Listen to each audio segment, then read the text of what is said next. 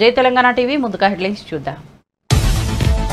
5 ఏళ్లలో కుప్పం ప్రజల రుణం తీర్చుకుంటానన్న సీఎం చంద్రబాబు. సొంత నియోజకవర్గం కుప్పంలో సీఎం చంద్రబాబు బహిరంగ సభ. కుప్పం ప్రజలు తనను 8 సార్లు గెలిపించారని వెల్లడి. తాను కుప్పం వచ్చినా రాకపోయినా ఇక్కడి ప్రజలు గెలిపించారని వ్యాఖ్యలు. అసెంబ్లీ స్పీకర్ కు లేఖ రాసిన జగన్. ముఖ్యమంత్రి మంత్రుల తర్వాత జగన్ ప్రమాణం. ఇది నిబంధనలకు విరుద్ధమన్న జగన్. తమకు ప్రతిపక్ష హోదా ఇచ్చేది లేదని చెప్పకనే చెప్పారని విమర్శలు.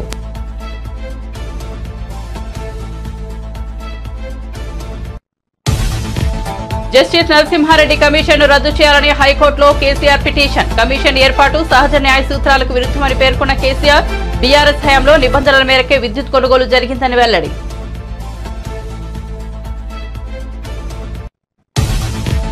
లోక్సభలో ఎంపీగా అసదుద్దీన్ ప్రమాణం. జై భీమ్ జై మీమ్ జై తెలంగాణతో పాటు జై పాలస్తీనా అనే నినాదాలు. నినాదంపై అధికార పక్షం అభ్యంతరం.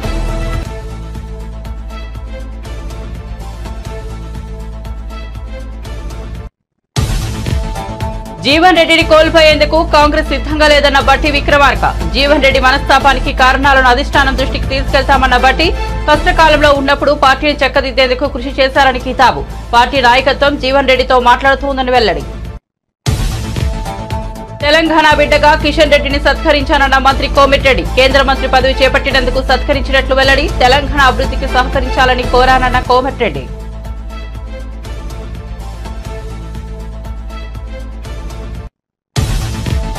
మంత్రి పొన్నం ప్రభాకర్ పై అవినీతి ఆరోపణలు చేసిన పాడి ప్రయాష్. తరలింపులో 100 కోట్ల ముడుపులు స్వీకరించాలని ఆరోపణ. చెల్పూర్లోని హనుమాన్ టెంపుల్లో ప్రమాణం చేయాలని సవాల్.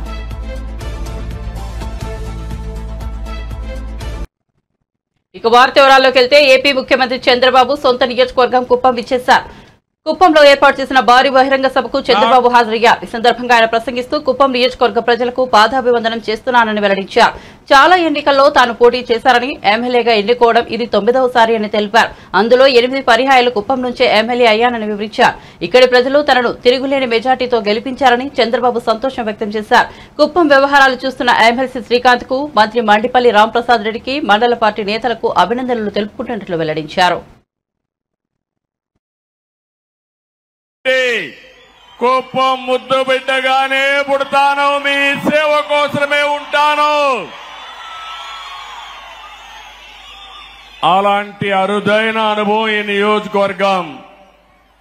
ఈసారి ఎన్నికలు జరిగాయి. 164 మంది ఎమ్మెల్యేలు గెలిపించారు. వైఎస్ఆర్ కాంగ్రెస్ పార్టీని చిత్తుగా ఓడించారు.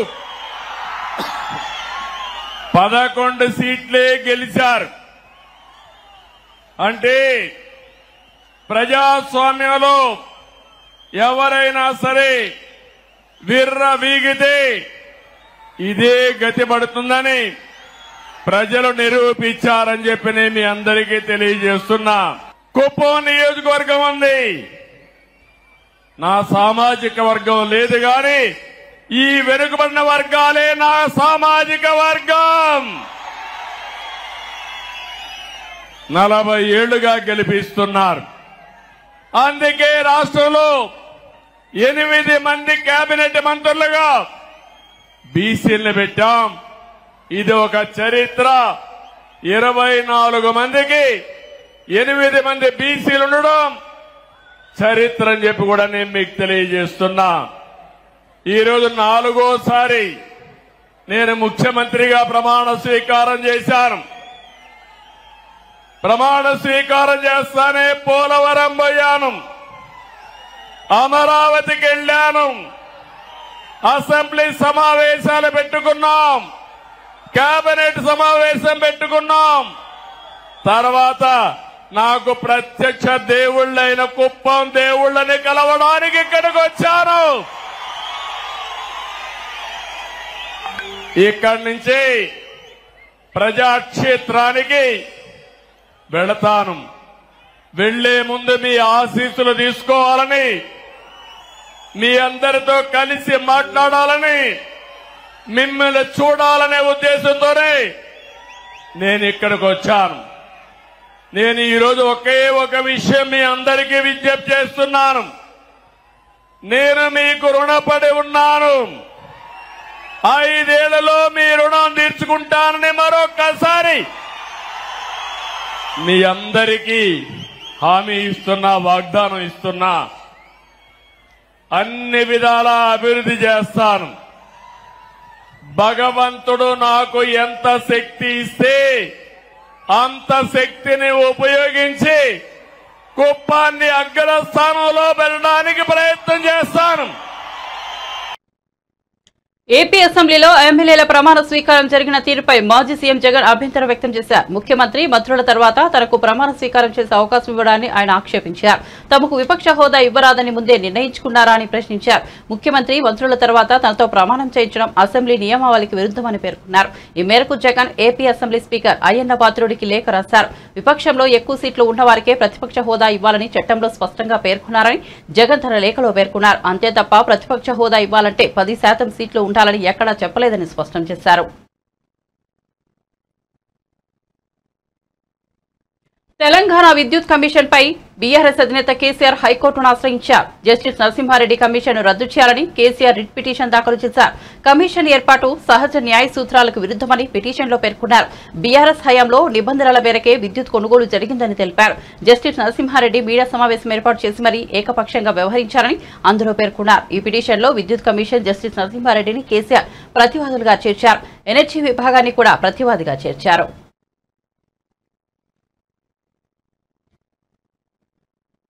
వైఎస్ఆర్సీపీ హయాంలో ఏపీలో అప్రకటిత ఎమర్జెన్సీ కొనసాగిందని బీజేపీ ఎమ్మెల్యే నల్లమిల్లి రామకృష్ణారెడ్డి విమర్శించారు. అందుకే ఎన్డీఏ కూటమికి ప్రజలు అపూర్వ విజయాన్ని అందించారని చెప్పారు. నియంత పరిపాలనను ప్రజలు ఆమోదించారనే విషయం స్పష్టమైందన్నారు.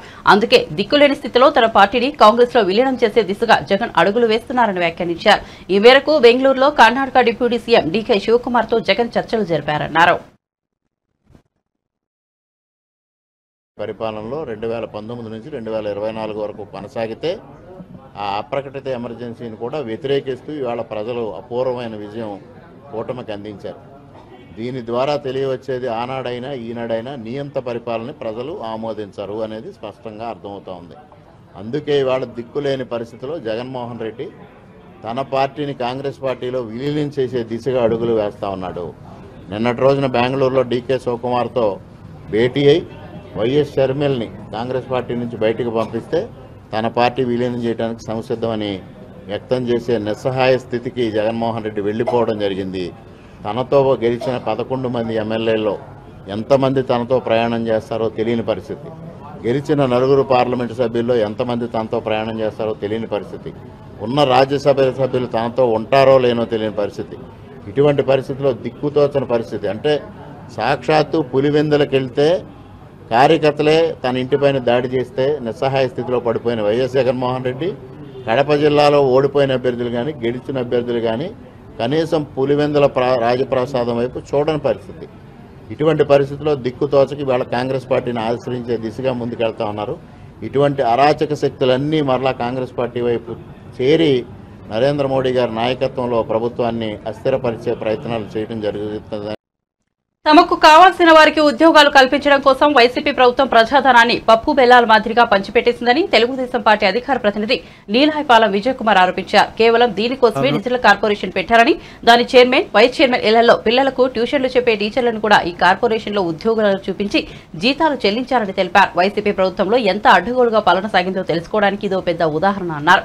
సోమవారం అక్కడ టీడీపీ కేంద్ర కార్యాలయంలో ఆయన విలేకరులకు ఆ వివరాలు వెల్లడించారు. దారుణంగా నాశనం చేశారో ఒక్కొక్కటి వార్తలు బయటకు వస్తుంటే ఆవేదన కలుగుతుంది. సో చిన్న చిన్న కార్పొరేషన్లు కూడా వదలకుండా దాంట్లో తమ వారిని చొప్పించేసి ఏ విధంగా కార్పొరేషన్ని నాశనం చేశారో, కార్పొరేషన్ అనే ఒక పదాన్ని ఎంత ఘోరంగా వాడుకున్నారో చూస్తుంటే ఆవేదన కలుగుతుంది. సో దాంట్లో ఈరోజు మన ముందుకు వచ్చింది digital corporation, AP digital corporation.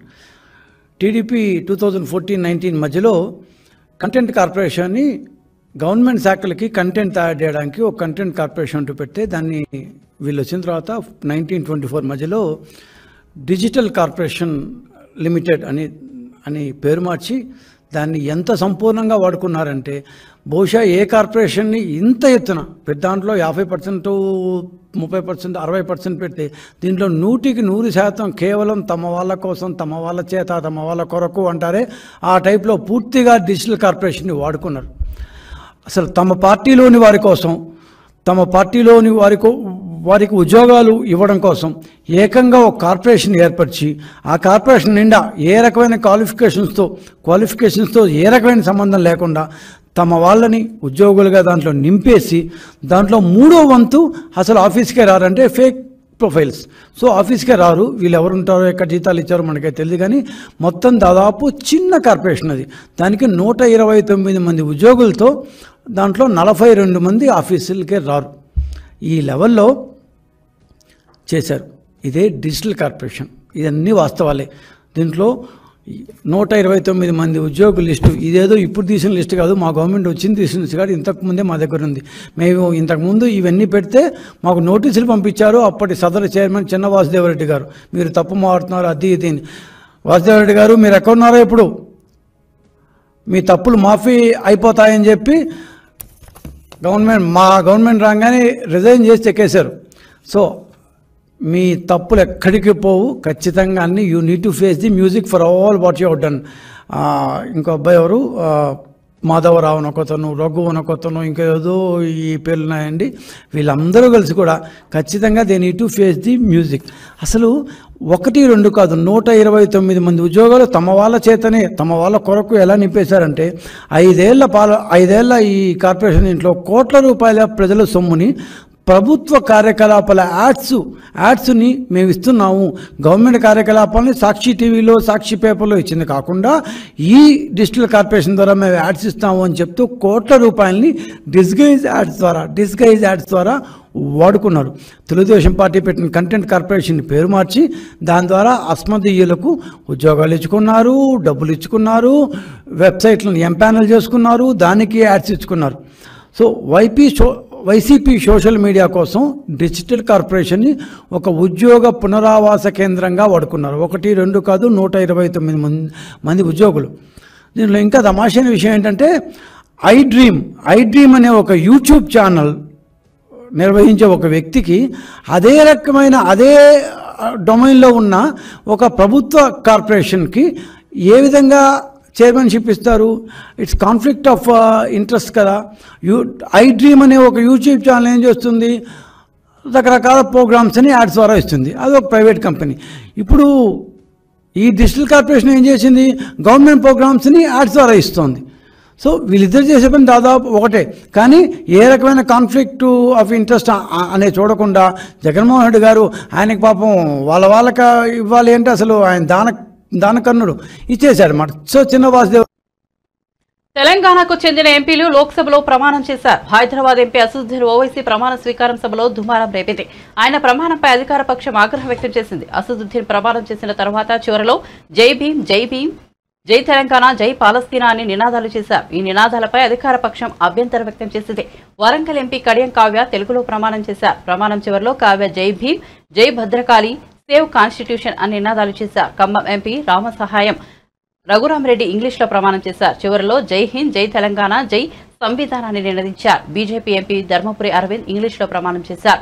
గోడం నాగేష్, అసదుద్దీన్ ఓవైసీ హిందీలో ప్రమాణం చేశారు. గడ్డం వంశీకృష్ణ, రఘునందన్ రావు, కొండా విశ్వేశ్వరరెడ్డి ఇంగ్లీష్లో ప్రమాణం చేశారు. సురేష్ షెట్కార్, ఈటెల రాజేందర్, డికే అరుణ, మల్లు రవి, కుందూరు రాఘవి, చామల కిరణ్ కుమార్ రెడ్డి, బలరాం నాయక్ తెలుగులో ప్రమాణం చేశారు. ఈటెల జై సమ్మక్క సారాలమ్మ అని నినదించారు.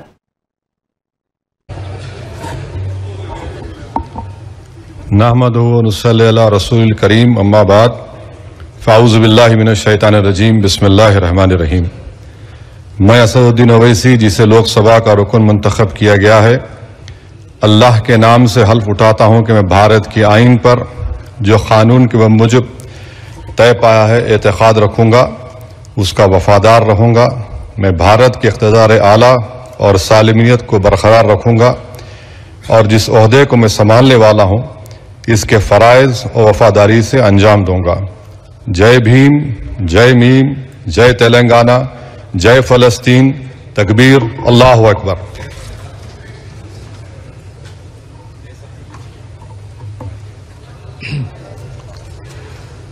శ్రీ జీవన్ రెడ్డిని కోల్పోయేందుకు తమ పార్టీ సిద్ధంగా లేదని తెలంగాణ ఉప ముఖ్యమంత్రి మల్లుబట్టి విక్రమార్క అన్నారు. జీవన్ రెడ్డి గౌరవానికి భంగం కలగకుండా చూస్తామని స్పష్టం చేశారు.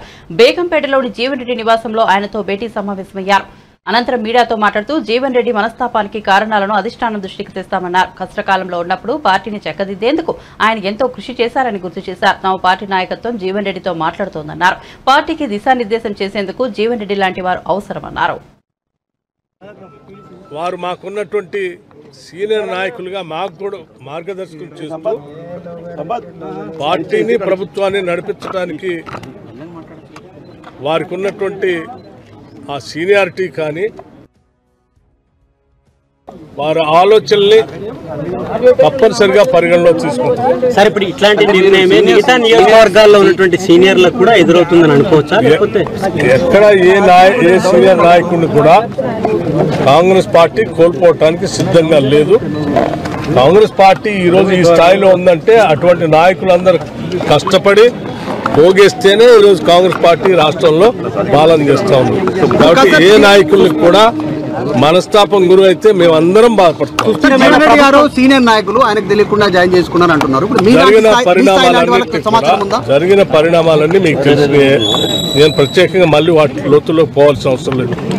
తప్పనిసరిగా పార్టీ నాయకత్వం వారిని సంపూర్ణంగా వారి స్థాయికి తగ్గట్టుగా వారి సీనియారిటీ తగ్గట్టుగా వారి గౌరవానికి ఎక్కడ భంగం కలగకుండా ఉండే స్థాయిలోనే వారి నిర్ణయాలు ఉంటాయి. వారిని అట్లాగే గౌరవించాలి. తెలుగు రాష్ట్రాల్లో ఎన్నికైన ఎంపీలు తెలుగులో ప్రమాణ స్వీకారం చేయడానికి తడబడుతున్న వేళ తమిళనాడు రాష్ట్రానికి సంబంధించిన కృష్ణగిరి నియోజకవర్గం ఎంపీ కె గోపీనాథ్ తెలుగులో ప్రమాణ స్వీకారం చేసి అందరినీ ఆశ్చర్యానికి గురిచేశాడు. భారత పార్లమెంట్ లోక్సభ సభ్యునిగా ఎన్నికైనందున శాసన ద్వారా నిర్మితమైన భారత రాజ్యాంగం పట్ల నిజమైన విశ్వాసము విధేయత చూపుతానని, భారతదేశ సార్వభౌమాధికారాన్ని సమగ్రతను కాపాడుతానని, నేను స్వీకరించబో కర్తవ్యాన్ని శ్రద్ధాశక్తులతో నిర్వహిస్తానని దైవ సాక్షిగా ప్రమాణం చేస్తున్నాను. నండ్రి వనకం. జై తమిళనాడు. నేను భారత పార్లమెంట్ లోక్సభ సభ్యునిగా ఎన్నికైనందున శాసన ద్వారా నిర్మితమైన భారత రాజ్యాంగం పట్ల నిజమైన విశ్వాసము విధేయత చూపుతానని, భారతదేశ సార్వభౌమాధికారాన్ని సమగ్రతను కాపాడుతానని, నేను స్వీకరించబో కర్తవ్యాన్ని శ్రద్ధాశక్తులతో నిర్వహిస్తానని దైవ సాక్షిగా ప్రమాణం చేస్తున్నాను. నండ్రి వనకం. జై తమిళనాడు. తెలంగాణ బిడ్డ కిషన్ రెడ్డి కేంద్ర మంత్రి పదవి చేపట్టినందుకు ఆయనను సత్కరించానని తెలంగాణ మంత్రి కోమిటిరెడ్డి వెంకటరెడ్డి తెలిపారు. మంగళవారం మంత్రి పొంగిలేటి శ్రీనివాసరెడ్డితో కలిసి ఆయన కిషన్ రెడ్డిని కలిశారు. అనంతరం కోమిటిరెడ్డి మీడియాతో మాట్లాడుతూ తెలంగాణ రాష్ట్ర అభివృద్ధికి సహకరించాలని కోరినట్లు చెప్పారు. దీనికి ఆయన సానుకూలంగా స్పందించారన్నారు. తెలంగాణ బిడ్డగా కేంద్ర మంత్రిగా రాష్ట్రానికి సహకరిస్తానని హామీ ఇచ్చారన్నారు.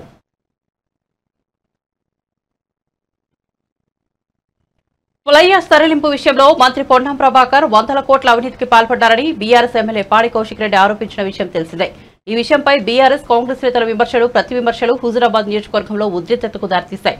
ఇరు పార్టీల నేతలు సవాళ్లు ప్రతి సవాళ్ల నేపథ్యంలో పాడి కౌశిక్ రెడ్డిని పోలీసులు హౌస్ అరెస్ట్ చేశారు. మంత్రి పొన్నం ప్రభాకర్ పై పాడి కౌశిక్ రెడ్డి చేసిన విమర్శలను కాంగ్రెస్ పార్టీ ఇన్ఛార్జ్ ప్రణవ్ తోసిపుచ్చారు. కౌశిక్ రెడ్డిపై అవినీతి ఆరోపణలు గుప్పిస్తూ చెల్పూర్ హనుమాన్ టెంపుల్లో ప్రమాణం చేయాలని సవాల్ విసిరారు. ఈ సవాల్ను స్వీకరించిన పాడి మంగళవారం ఉదయం వీణవంకలోని తన నివాసం నుంచి చెల్పూర్ బయలుదేరగా పోలీసులు అడ్డుకుని హౌస్ అరెస్ట్ చేశారు. మరోవైపు ప్రణవ్ కూడా చెల్పూర్ బయలుదేరారు. దీంతో పోలీసులు హనుమాన్ దేవాలయం వద్ద 144 సెక్షన్ అమలు చేశారు. హుజూరాబాద్ జమ్మికుంట రహదారిలో భారీకేర్లను ఏర్పాటు చేసి కార్యకర్తలను ఎవరిని అక్కడికి అనుమతించడం లేదు. హనుమాన్ టెంపుల్లో చుట్టూ పోలీసులు భారీగా మోహరించారు. మీడియా సాక్షిగా ఇలా తడి బట్టలతోని వెంకటేశ్వర స్వామి తిరుపతి వెంకటేశ్వర స్వామి కండువ కప్పుకొని హనుమంతుని కొండగట్ట హనుమంతుని విగ్రహం పటం చేతిలో పట్టుకొని ఇలా ప్రమాణం చేస్తా ఉన్నాను.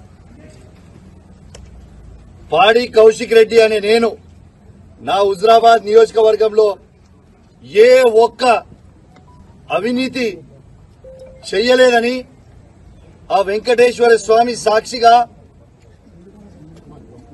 హనుమంతుని సాక్షిగా, చెల్పూర్ హనుమాన్ స్వామి సాక్షిగా ప్రమాణం చేసి చెప్తా ఉన్నానని చెప్పి సందర్భంగా తెలియజేస్తాను. శేఖర్, నా రిక్వెస్ట్ ఏంటంటే నేను రిక్వెస్ట్ ఏం చేస్తున్నాను, నేను మీ లా అండ్ ఆర్డర్ ని గౌరవిస్తున్నా, మీ అందరిని కూడా గౌరవిస్తున్నా. కాబట్టే నేను ఇంతసేపు కూడా ఓపికగా ఉన్నా. సిపి గారు కూడా పర్మిషన్ ఇస్తారని వెయిట్ చేస్తున్నా. మీరు చేయకపోతే నన్ను ఒక్కరిని పంపురు, జస్ట్ 1% ని పంపురు. నేను ఒక్కరిని, నేను ఏమంటున్నా, ఇప్పుడు సవాల్ విసిరింది అయితే వాళ్ళే కదా సీఏ గారు. అది ఒక్క నిమిషం. ఇప్పుడు సవాల్ విసిరింది మంత్రి గారు, వాళ్ళ ప్రభుత్వమే. నేనేమంటున్నా, ప్రభుత్వం సవాల్ విసిరి నేను స్వీకరించిన మీరు నన్ను ఎస్కాట్ లో తీసుకుపోండి, నన్ను సింగిల్ పర్సన్ ని తీసుకుపోండి అని రిక్వెస్ట్ చేస్తున్నా. ఎందుకంటే నన్ను ప్రమాణం చేయడానికి సిద్ధంగా ఉన్నా. నేను చేస్తా, సింగిల్ పర్సన్ తీసుకుపోరాదు, విత్ ఫుల్ ఎస్కాట్ తీసుకొని పోండి. నా గన్మెన్ రారు, నా కార్యకర్తలు రారు, ఎవరు రారు, ఓన్లీ 1% వస్తా. ప్లీజ్ దయచేసి కానీ కొంచెం దయచేసి మీరు అర్థం చేసుకోండి. కాదు, నేను అనేది ఏంటంటే మేమైతే మిమ్మల్ని ఇబ్బంది పెడతాం కదా, మేమైతే ఏమి ఇబ్బంది, నేను ఒక్కనే వస్తా అంటున్నాను. నేను మా కార్యకర్తలు ఒక్కరు రారు, నేను ఒక్కనే వస్తాను. నాకు పోలీసు వాళ్ళు అనుమతిస్తలేరు కాబట్టి ఒక బాధ్యత కలిగిన శాసనసభ్యులుగా నా నియోజకవర్గ శాంతి భద్రత దృశ్యాల ఇవాళ అవన్నీ ఆలోచన చేసి చాలా ఓపికగా ఉండి మా బీఆర్ఎస్ పార్టీ కార్యకర్తలు దాదాపు 10,000 మంది ఇలా ఊరూరు నుంచి బయలుదేరుతామని ఫోన్లు చేసిన, నేను వీళ్ళు అరెస్ట్ చేసిన ఎవరిని కూడా తొందరపడద్దు. మనం బాధ్యత కలిగే పొజిషన్ ఉన్న మీ నియోజకవర్గంలో మీరు ఎవరు రాకుండా నేను ఒక్కనే వస్తా అని చెప్పిన. నేను పొన్నం ప్రభాకర్ గారిని ఒక్కటే చెప్తా ఉన్నా, మీకు ఫ్లై యాష్ లో మీరు 100 కోట్ల అవినీతి చేసిరని నేను బహిరంగంగా చెప్పడం జరిగింది. మీరు ఎందుకు ఇయ్యాలటి దాకా ఆ ఫ్లై యాష్ మీద మీరు స్పందిస్తలేరు? ఎందుకంటే మీరు అవినీతి చేసిరు కాబట్టే మీరు స్పందిస్తలేరా? నేను మరొక అవకాశం నీకు ఇస్తా ఉన్నాను. నిన్న చెప్పినా ఇవాళ కూడా చెప్తున్నా, మీ అందరూ రేపు నువ్వు పబ్లిక్ అవసరం లేదు, కార్యకర్తలు అవసరం లేదు, నీ కార్యకర్తలు అవసరం లేదు, పబ్లిక్ నువ్వు ఒక్కనివిరా, నేను ఒక్కనే వస్తా. నువ్వేం పెద్ద సీనియర్ ఏం కాదు, నువ్వు ఫస్ట్ టైం ఎమ్మెల్యే, నేను ఫస్ట్ టైం ఎమ్మెల్యే. ఇద్దరం కలిసి పోదాం. నువ్వు ఈ 100 కోట్ల అవినీతి చెయ్యలేదని ప్రమాణం చేయి. నేను నీకు బహిరంగంగా క్షమాపణ చెప్తా. రేపు కూడా పొన్నం ప్రభాకర్ గారు నాలాగా నేను ఎట్లయితే నా నిజాయితీ నిరూపించుకున్నా ఇవాళ, రేపు పొన్నం ప్రభాకర్ గారు వెంకటేశ్వర స్వామి సాక్షిగా రేపు వచ్చి ప్రమాణం చేస్తారని నేను అనుకుంటా ఉన్నాను. రేపు నేను మాత్రం ఖచ్చితంగా అపోలో టీటీడీ వెంకటేశ్వర స్వామి టెంపుల్ దగ్గరికి నేను ఖచ్చితంగా పోతాను. రేపాడ నీకోసం 11 గంటలకి వెయిట్ చేస్తాను. మీరు ఖచ్చితంగా వస్తారని ఆశిస్తా ఉన్నాను. ప్రభుత్వం మీదే, పోలీసులతో నన్ను అరెస్ట్ చేపియొద్దు, మీరు కూడా అరెస్ట్ కావద్దు. మీరు ఎందుకంటే ప్రభుత్వం మీరే, మంత్రి మీరే, ఏం లొల్లి లేదు. మొత్తం సెక్యూరిటీ పెట్టు, అందరినీ సెక్యూరిటీ పెట్టుకొని మన ఇద్దరమే వయసొద్దాం. టెంపుల్ లోపలికి పూజారులు ఉంటారు, ఆడ వయసొద్దాం. తడి బట్టలు ఇద్దరం ఆడని గుడిలోనే స్నానం చేద్దాం, ఇద్దరం లోపలికి పోయి ప్రమాణం చేద్దామని. బులెటిన్ ముగించే ముందు హెడ్లైన్స్ మరోసారి చూద్దాం. 5 ఏళ్లలో కుప్పం ప్రజలు రుణం తీర్చుకుంటానన్న సీఎం చంద్రబాబు. సొంత నియోజకవర్గం కుప్పంలో సీఎం చంద్రబాబు బహిరంగ సభ. కుప్పం ప్రజలు తనను 8 సార్లు గెలిపించారని వెల్లడి. తాను కుప్పం వచ్చినా రాకపోయినా ఇక్కడ ప్రజలు గెలిపించారని వ్యాఖ్యలు.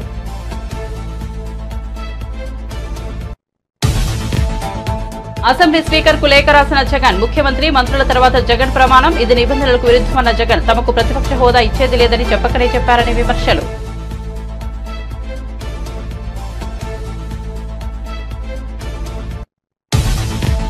జస్టిస్ నరసింహారెడ్డి కమిషన్ రద్దు చేయాలని హైకోర్టులో కేసీఆర్ పిటిషన్. కమిషన్ ఏర్పాటు సహజ న్యాయ సూత్రాలకు విరుద్ధమని పేర్కొన్న కేసీఆర్, బీఆర్ఎస్ హయాంలో నిబంధనల మేరకే విద్యుత్ కొనుగోలు జరిగిందని వెల్లడి.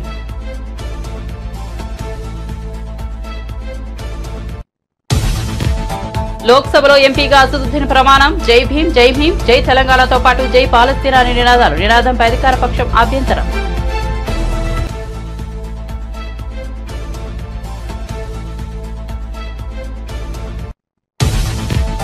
జీవన్ రెడ్డిని కోల్పోయేందుకు కాంగ్రెస్ సిద్ధంగా లేదన్న బట్టి విక్రమార్క. జీవన్ రెడ్డి మనస్తాపానికి కారణాలను అధిష్టానం దృష్టికి తీసుకెళ్తానన్న బట్టి కష్టకాలంలో ఉన్నప్పుడు పార్టీని చక్కదిద్దేందుకు కృషి చేశారని కితాబు. పార్టీ నాయకత్వం జీవన్ రెడ్డితో మాట్లాడుతోందని వెల్లడి. తెలంగాణ బిడ్డగా కిషన్ రెడ్డిని సత్కరించానన్న మంత్రి కోమటిరెడ్డి. కేంద్ర మంత్రి పదవి చేపట్టినందుకు సత్కరించినట్లు వెల్లడి. తెలంగాణ అభివృద్ధికి సహకరించాలని కోరానన్న కోమటిరెడ్డి.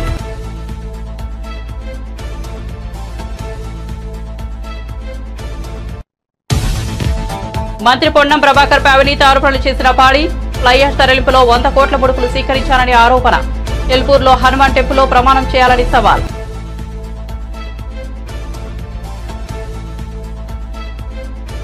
మరిన్ని అప్డేట్స్ కోసం చూస్తూనే ఉండండి జై తెలంగాణ టీవీ.